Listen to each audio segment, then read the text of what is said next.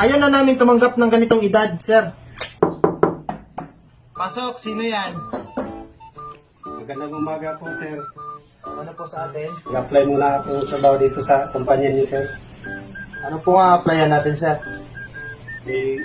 Pasong Carpintero po. Patingin po sa resume mo. Upo ka muna, kuya. Upo ka muna. Ano po ang applyan natin, kuya? I-apply mo po muna sa kumpanya niyo, sir. Sa Carpintero at Mason. Patingin nga sa resume mo kung ano ba talaga yung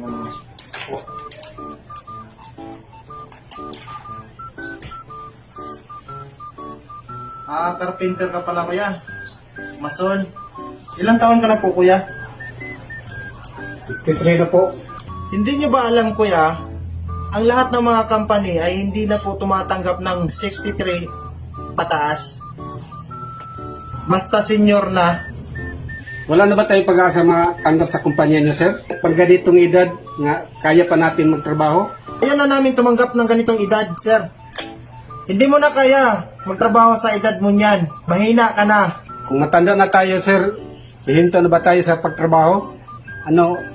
Hihinto na tayo sa pagkain. Ganyan ang mangyari.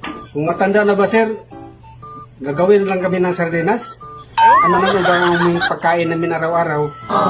Wala tayong magawa. Sige po, sir. Salamat ng